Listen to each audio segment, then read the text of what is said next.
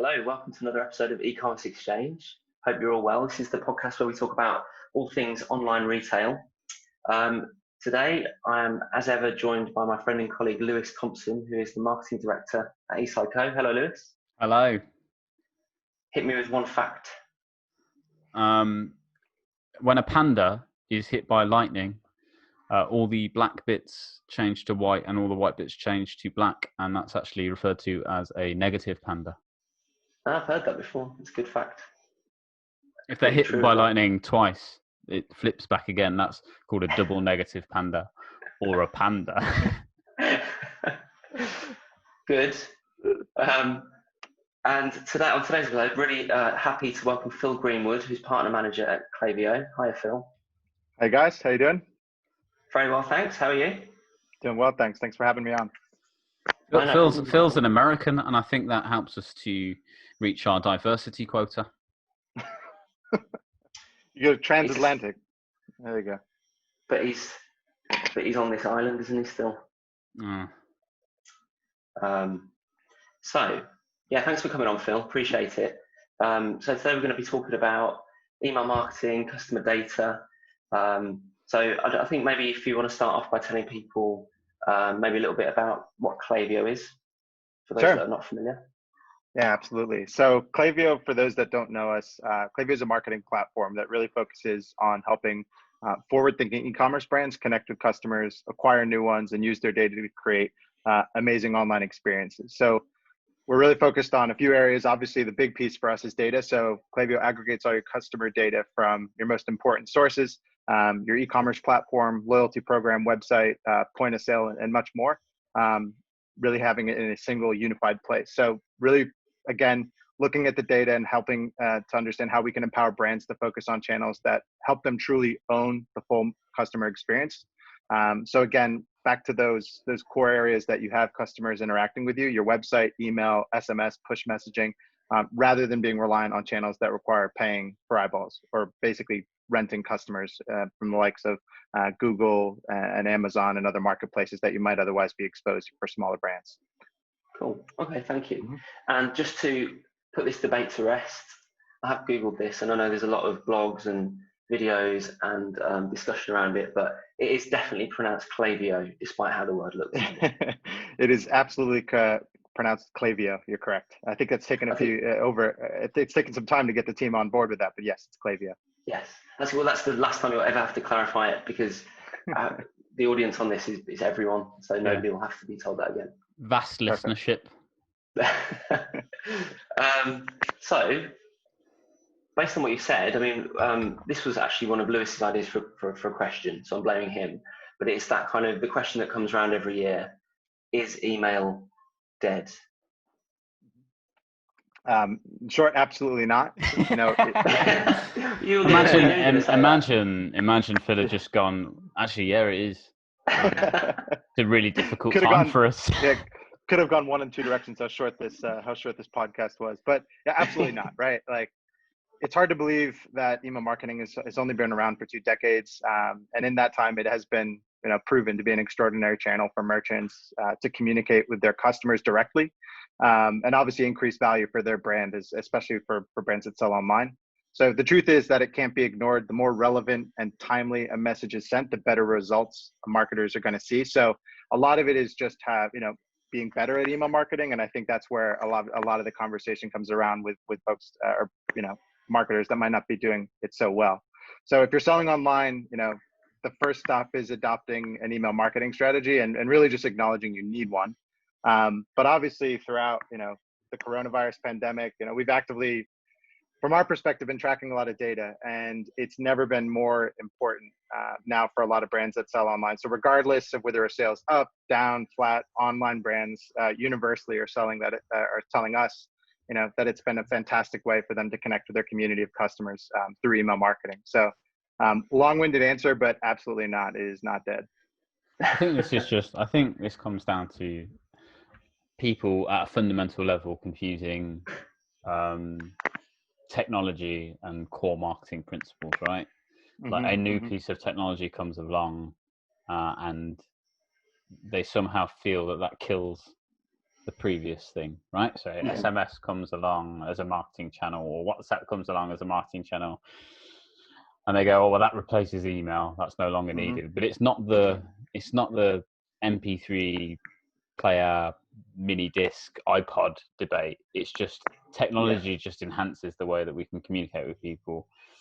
The point is, people probably use email more now than they ever have done before. It's definitely a more swamped area, but not only are they using it for, using it less for kind of communication, I suppose, but as a kind of source of information, it's still massively relevant. And if anything, it's where you go much of the time, because that's where you receive most of the information about your general life, right? It's your bills or updates from things that you're actually buying into. So whether it's a bill or whether it's your council tax or whatever that kind of stuff is, that all comes via email now. So it's less optional than it was previously, because email was an addendum to post or whatever. It was, but now it's not much. People have to be there, and it's still massively effective. People who ask the question, is email dead? Either just, I just don't know where the question comes from. I don't know why people think that's the case, because it is impossible to look at any, even people do email marketing badly, tend to make decent money from it. It's a really easy sell for any email marketing platform, because it's like, well, you'll definitely make more money than it's going to cost you to run this platform. So it's a really confusing. I'll put it in there because it's a question that you see all the time. But a question that doesn't make any sense. Absolutely. And just like any, interaction in store, online, any opportunity to, brands have to connect directly with a customer, whether it's new or existing, your customers want to hear from you if you've done the branding and you have the story to tell, and people want to know what's new, especially from brands that they love and kind of value. Or at least if you're doing it right and you start out with the foundational, building blocks of having those relationships, they will at some point, and hopefully you can retain those customers over time. Yeah, I think the other thing we need to remember as well is that, although SMS and other platforms, and I know we'll probably go into that as a communication channel, they're obviously important and they're obviously highly impactful. If you see any stats around SMS, it's always like, 4 times the open rate of email, and of course it is, because it's a text message. But for me to give a brand my phone number, it's a much bigger barrier to entry than giving my email. I think people are much more free to give their emails away now. It's a piece of information that people are willing to give away because they know they can get out of that process at any time through unsubscribing or, so it's still massively convenient for people. And I think the barrier to entry in terms of giving your email up is quite low now. Yeah, absolutely. Yeah, I think that's fair. And then, so in the context of the other kind of marketing tactics that have come around email and kind of evolved around it, I don't know, I was thinking perhaps if we've got some people listening who are relatively new to Shopify or to their e-commerce business, and perhaps they've got some basic level email marketing going on, but what they might be surprised at how advanced it is now and what you can actually do with it. So it might be worth kind of talking through some of the things that you can do relatively easily. Yeah, absolutely. And back to Lewis's point, at this point, it's hard to find an e-commerce merchant that doesn't, already appreciate the value of collecting an email address. And obviously it's from a transactional side of things, but also, taking it a step further and keeping a conversation going with these customers. So I think the first step for a lot of brands is figuring out how you can accelerate sales with email, right? That's obviously a big revenue driver for any business that's selling online, and how to get people back to the site, how to get them interested in new products. So I think from our perspective, one of the ways customers are starting to work with us is just understanding how they can implement automated flows or automated email series that are triggered based on actions people take on your website or in other emails that you've sent in the past.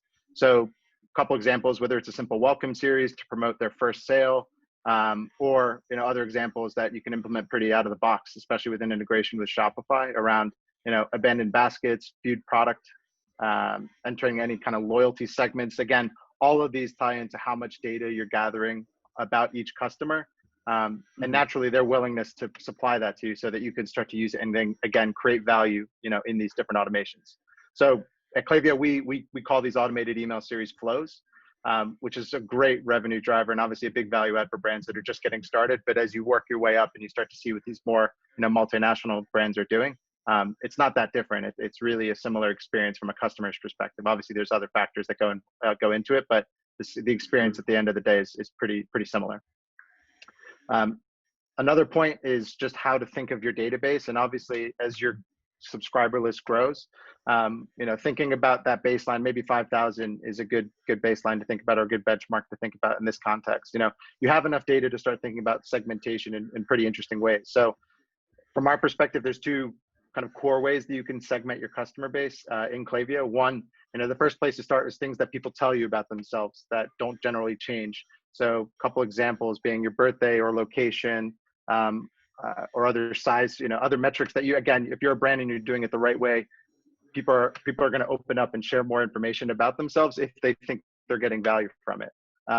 The next example might be using the shopping and browsing behavior to create some of these segments based on what somebody bought or how much they spent or maybe when they purchased. And again, looking at these smaller customer groups and segments, you can obviously understand a little bit more about those trends. And again, try to focus in on some content or experiences that are going to resonate. But all of this is based on your data, not from other platforms or anything else that's coming in that you don't already understand and own. Mm-hmm. I think it's worth looking at those automations just from a real human level. Because I think often when you start to talk about automated marketing, it immediately sounds quite complex. And, luckily platforms like Klaviyo make it really simple to do this kind of stuff. But, you have to think about it on a human level. So if I'm having a conversation with, a group of friends, not all of those group of friends have necessarily the same interests. Mm-hmm. I wouldn't talk to, I'd talk to Phil about NFL and you about football, for example, Matt. Like, it's just, I wouldn't necessarily mix the two because I know Phil's not interested in football and I know you're not interested in American football, to stereotype everyone in the room here. But it's that kind of thing. It's innately, that with your group of friends, and you talk to different people about different things, and you bring different things up with different people. So that's the kind of stuff that you have to think about in terms of what data do I want to collect, like what is important to my customers and what makes a difference to their buying experience. And I think in terms of collecting data, the question should be, by collecting this data, am I going to add value to the user? Big brands are especially bad at this. Huge long forms that collect masses of data because their CRM requires that they have X, Y, and Z in their database in order to be able to push that entry into the database, right? So they have legacy systems that have technical rules that mean they have to collect a certain amount of data in order to even be able to make an entry into their database. And then you ask them what they're doing with that data. What are you doing with address? What are you doing with your closest store? What are you doing with all that data? And most of the time they're not doing anything, right? They're just using the email and they're firing out what we would call campaign emails, i.e. ad hoc emails to their whole database and hoping for the best. Or they're doing very, very basic segmentation, like, fashion brands, male versus female, but they're not taking into account size, or they're not taking into account color preferences, or style preferences, or seasonal preferences. So in terms of like coming out of Shopify, you get huge amounts of data anyway if people are purchasing from you. So all of that is fired into your CRM and you can use that to trigger stuff. But just in terms of what data you're asking for your consumer, you should be asking yourself, what am I asking for, and how does that add value to the consumer? So it's all about, how do I make it easier for them? How can I make the communications more personalized? I think that's where email and all marketing tactics are moving towards, is much more personalized communication, essentially.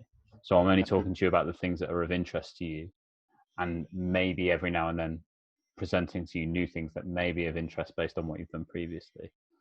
So this is where data gets a bad name, because people collect it and don't use it. So people don't see the value in it. But, I'm more than happy to give Google all my data if what I get in return is, really, really accurate, valuable to you. Communications, Absolutely.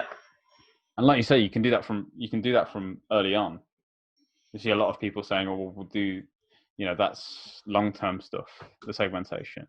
But why not just have that stuff in place from the beginning? set those Yeah. rules up from the very beginning. So as you build the database and as you build a view of who your consumers are, they're already from day one getting personalized communication, because that's reflecting your brand and how people see you from day one. Also, it's not that difficult to do, really. Yeah, absolutely. And then you can think about a lot of examples recently with brands that have either, reinvested in their online strategy or just had to make dramatic changes to their communication strategy with all the, with COVID-19 and coronavirus. Mm-hmm. There's a lot of examples out there where you just had to figure out who is the best person, who was the best return on investment. And a lot of that tied back to loyalty. Who are my loyal customers that I understand and we've got a good relationship going, so we're engaged. And obviously there's a lot of good things happening in the background as far as how they've interacted with us in the past. And in other aspects, you just have to be smart around who you're going to target, because obviously it's changed. It's very different everywhere, right? Geography, it's put a big strain on brands that are trying to figure out who they're going to target and obviously how they're going to invest in their ad spend. So a lot of that is obviously just being, having the data to be reactive and doing it in a pretty, obviously being very quick about it, but also understanding what the strategy is and what you're looking to get from it.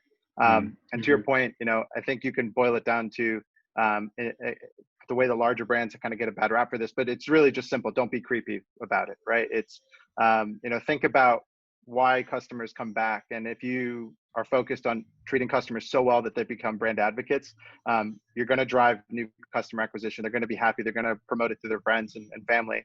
And if you can use data intelligently, you can watch those relationships flourish. I think that's been proven, not just today, but also in the past, especially as brands continue to invest in their online strategy, but also just understanding what's happening with all this data that they've been gathering.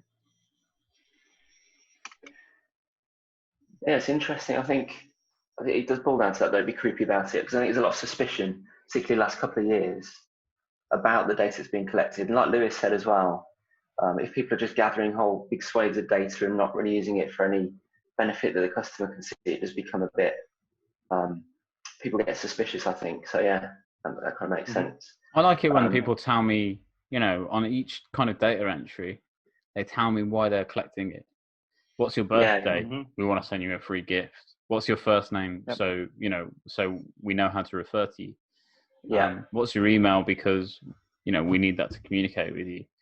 If you want my address, why do you want my address? Packed Coffee do this really well, and they've done it well for years. If you go onto their website, they do subscription coffee. If you go onto their website, the first thing you get always is like a coffee wizard, we'd call it, which essentially takes you through a series of questions and at the end throws out the recommended coffee and grind, and whether you want pods or whether it's decaffeinated. It essentially tells you what subscription you should get. They were probably one of the first people to kind of do this properly in the subscription space. And the first thing they're asking you is your name at the very beginning, but they explain why. Can we take your name so we know what to call you throughout this process? Enter your email and we'll give you 10% off or whatever. They just did really nice stuff that encouraged data collection, but without making it feel like it was intrusive, and you got real value from it because you didn't have to think about the buying process at all. That's interesting. So I suppose, based on that then, a nice segue into my next question, which is kind of around gathering the data. But Phil, what would you, if you had 3 tips? I'd like to chunk this out into 3 tips, Lewis, and I'd like you to put on some nice graphics at the bottom with the numbers flying in, if you could do that. Okay. So Phil's top 3 tips. Is that for possible? Gathering the data? No. So how can businesses use those customer insights to grow? Right. What would your top 3 tips be to businesses to utilize that data in order to grow? Absolutely. Sorry, I'll just put the graphic up there for you guys. Phil's 3 tips. There we go. I might start a series, PG tips, and we'll just go with that. Yeah. So I think like any, like we're talking about, I think every brand has a duty of care anytime they're gathering, and then, they're, like you said, they're being very open about what they're going to do with it. And I think it should be pretty obvious that they're going to try to create value. But obviously, again, for a lot of direct-to-consumer brands, things have changed really quickly recently, but also they have to be able to adapt, whether it's challenges to the supply chain, inventory, you name it. There's a lot of different things that can happen for a growing business. So I think once you're able to gather and obviously have these customer insights in one place in Klaviyo, then you can start to segment, right? Build segments using those behavioral and transactional data to target promotions more precisely. So who am I going to promote this, whether it's a free shipping promotion, a sale for a specific product line or category, right? Like who is going to benefit the most from this? And I should understand that before I go to send a campaign or, build a segment based on that. Target flows and automations based on specific events and conditions, like it's, whether it's a first time purchase, or they've reached a threshold in their loyalty program, right? Or if they've just subscribed to a new campaign or a new list, right? These automated flows to make it really simple for a brand to get more out of this communication without having to go back and manually track down this data, obviously where it might sit in multiple places, depending on what they're currently doing today. I think the second piece around, and probably ties into this, is just the automation, right? So using real-time data to trigger these automations, and this just skims the surface for a lot of brands, but take advantage of opportunities to split and branch emails within a series, so you can send each customer, down the path. If you've set up these journeys, you should use this data, and maybe there's a specific product they were searching for, whether it's based on gender, size, location. These are different opportunities to create a unique journey if you're doing it the right way. So thinking about how that factors into automation. And then the third tip I would say is just understanding how data science can be so impactful. Obviously, it's a pretty big buzzword for a lot of these brands, but advertising return on investment only tells one part of the story. So to optimize your acquisition marketing, you really need to know which channels are bringing the customers that spend the most to you over lifetime. Knowing that you have a limited mind share and limited time to get in front of these customers. So understand how you're going to focus your efforts accordingly, depending on Facebook, email, other social channels that you might be working through. Boost acquisition efforts by building a segment of high customer lifetime value customers in Klaviyo. And as an example, syncing this into Facebook and create a lookalike audience to really maximize that opportunity as soon as people enter that segment. So I think it's a combination of the three: segmentation, automation, and data science are definitely the three tips, or I guess pillars, of how I would think businesses can really take advantage of these insights that they're getting. Okay, cool, thanks. PG Tips, the debut episode. I shouldn't have said that, should I? And then talk about different channels and stuff. So this year has been a bit weird, as we all know. But have you, has Klaviyo seen any, the shift from bricks and mortar to online trading? Have you got lots of customers who have been going through that kind of transition? Absolutely. I mean, if you're thinking about some of these brands that, again, whether it was something they were already thinking about and working on, or obviously the situation changed and they had to get online quickly. We've seen a lot of the brands, and I noticed that Carrie from Loyalty Line mentioned this too, but the whole concept of essentials and how it's just changed, buying behaviors and what we expect as consumers to be able to buy online. So obviously, as the weather gets hotter, people out barbecuing, you're starting to see people want to do more home and garden. Obviously, still people are still working from home. So what do they need to kind of make life comfortable? So I think it's put a lot of these types of brands in a bit of a spotlight, and also presented a huge opportunity that if they're doing it the right way and if they're proactive about this, then there's a lot of opportunity for them to succeed. It's easy, and I think the headlines can seem a bit daunting for a lot of us, but I think for the most part, this is still a really incredible opportunity for brands to take advantage of what's in front of them, which is people are home, they're online. People want to hear from them too. I think for a lot of smaller businesses, like you mentioned earlier, Matt, people have that affinity towards brands that they know and like, that they see around the corner, and they want to try to connect with them. And I think that's also a way to just understand that, people are out there, they're looking for ways to connect. And sometimes it's just about making it really easy for them, to engage with you online. And I think obviously email is one way to do that, but just having a really strong strategy and story to tell that people feel like they can connect with. Yeah, I mean, I've never seen so many emails from CEOs. So many CEOs have been in touch with me directly, Matt. I don't know if you're aware, just to thank me for my my loyalty, largely to supermarkets that I scrambled to sign up to in order to get a delivery slot. That was an interesting one, actually, because I remember when it all kicked off, and I had the first few emails coming through, and they're very kind of sincere and thank you so much for your custom, and we're with you through this time. And then it felt like everyone suddenly was doing that, and by the 250th CEO telling me that how much he valued me and that he was there for me, I felt that the moment had passed, really. So I think you've got to be careful of that as well. On the flip side, there's the personalization, but then there's you've got to I don't know, keep it sincere and keep it meaningful to the person that you're talking to.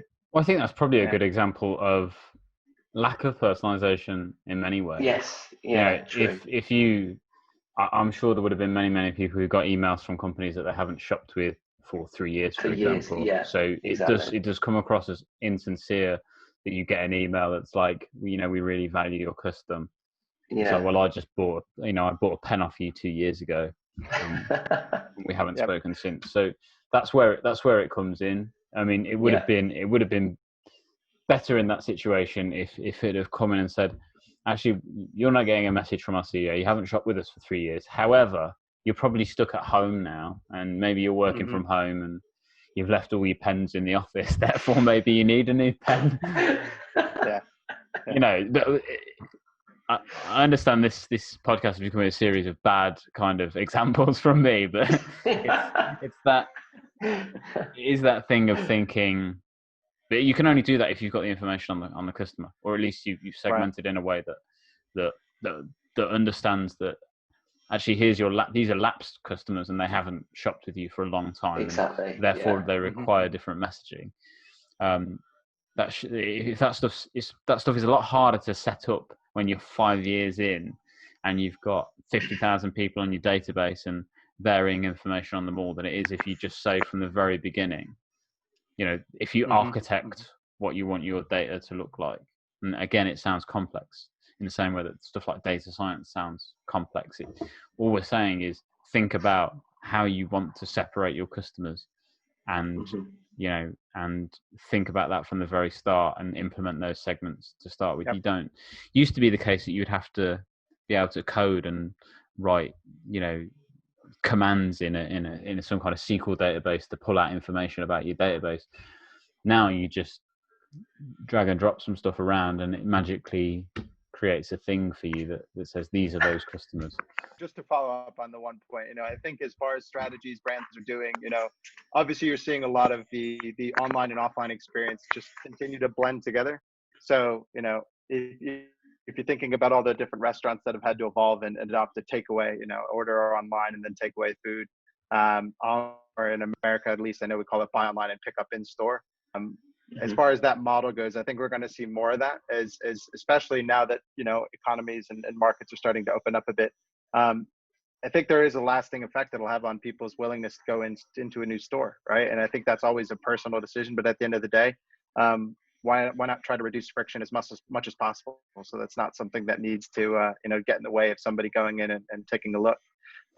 Even when the doors open, at their local malls, people are going to hesitate to walk through them, for fear of crowds lingering around, coronavirus. Who knows? I mean, it's always there's a lot of unknowns out there. I think at the same time, people are going to try out new strategies, whether it's virtual showrooms, virtual tours, even virtual fittings. So I think you're going to see a lot of changes in that space. But at the end of the day, data is going to be front and center throughout that, just so you can maximize that opportunity, because they might not be as often as you normally have if people are just like foot traffic passing your retail stores.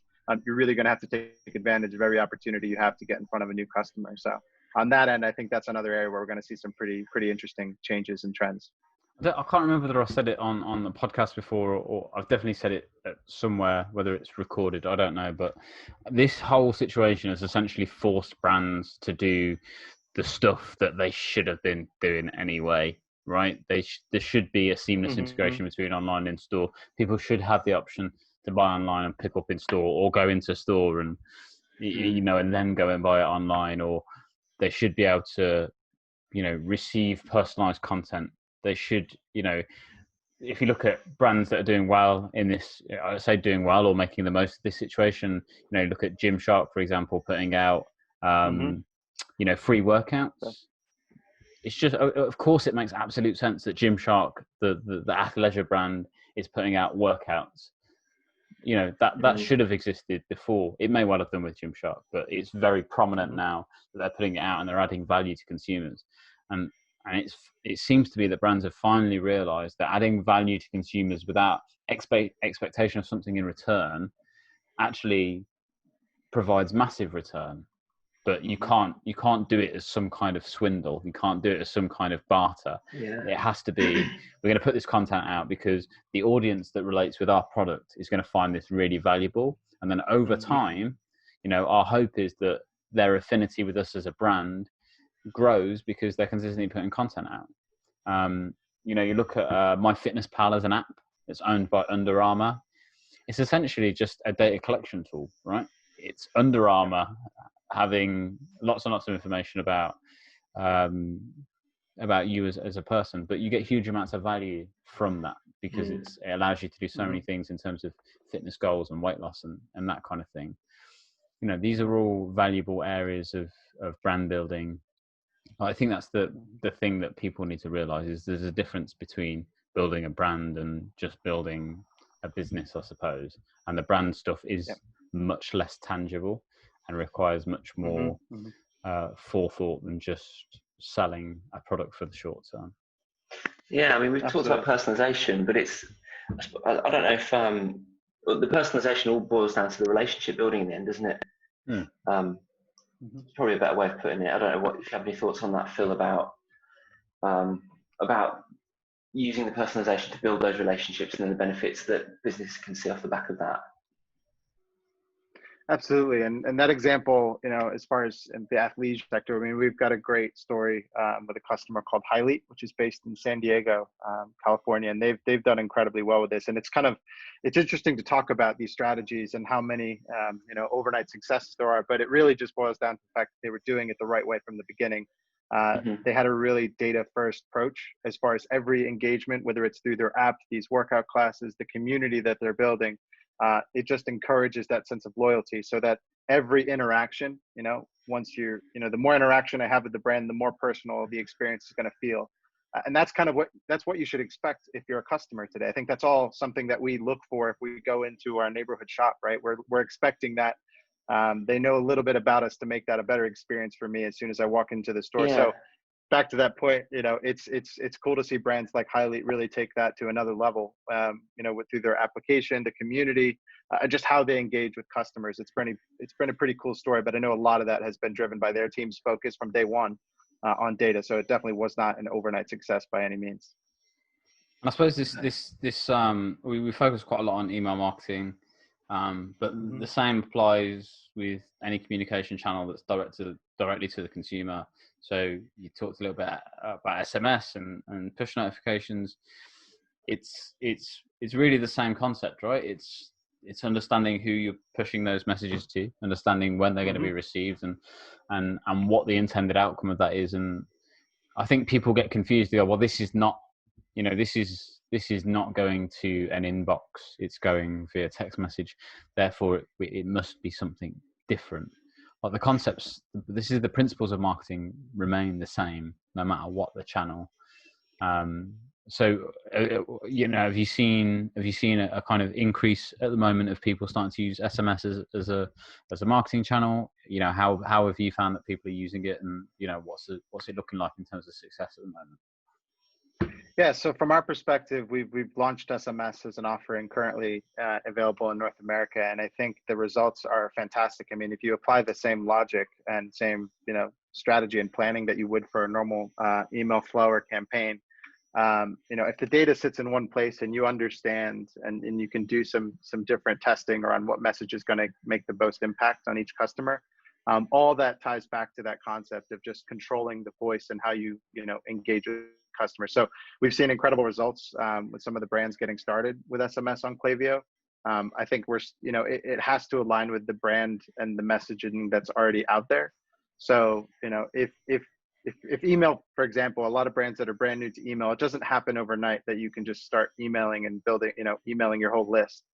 It just doesn't work like that. We as humans aren't wired that way. Similar with SMS. I mean, you have to build set the right building blocks in place to get customers familiar to that channel, and especially how they hear from the messaging should look like. And obviously, again, you're trying to create that value with them at each touch point.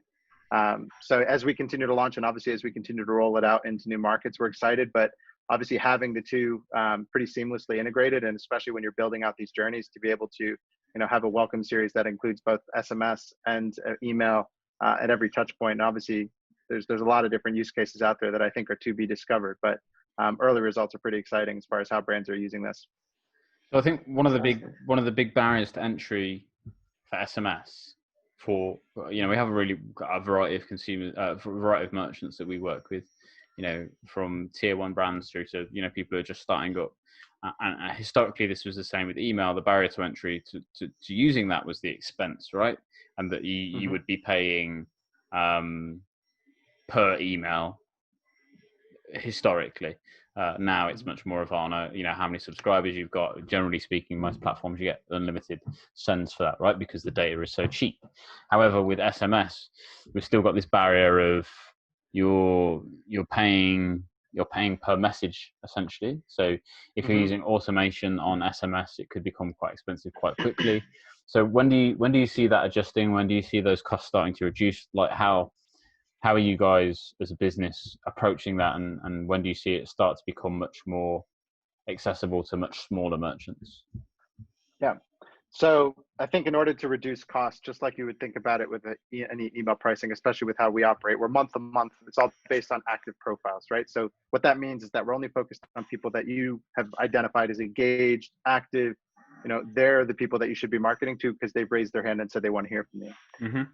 If you can apply those best practices to SMS, from a cost and pricing perspective, you kind of have to weigh the balance. Yeah, you kind of have to weigh that out for the brand if it's going to be as impactful as you'd hope, right? And that's kind of where you might do some experimentation as around, how that fits in with the message and obviously the brand. But at the end of the day, if and people are kind of engaging with it positively, you should have the flexibility to kind of pay as you need, right? And that's kind of how we've approached this as well. Whether it's email or SMS, you can use it as much as you'd like. And if you feel like you've got the right audience and people are engaging with it positively, there's no reason why that should get in the way of at least introducing it as a new channel. So I think from our perspective, it's just about, back to that story of owning that journey, and obviously thinking about, the experience you're trying to create, fit it in because don't just do it because everybody else is doing it. Think about how that fits in with the brand and the multi-channel experiences you're trying to create, instead of just going with with what you probably don't understand that well if you're just thinking about doing it because everybody else is doing it. Okay. Thanks for listening to E-Commerce Exchange by Eastside Co. To find out more about Klaviyo, visit klaviyo.com. That's Klaviyo. Or to find out more about Eastside Co. and our Shopify and e-commerce services, visit eastsideco.com.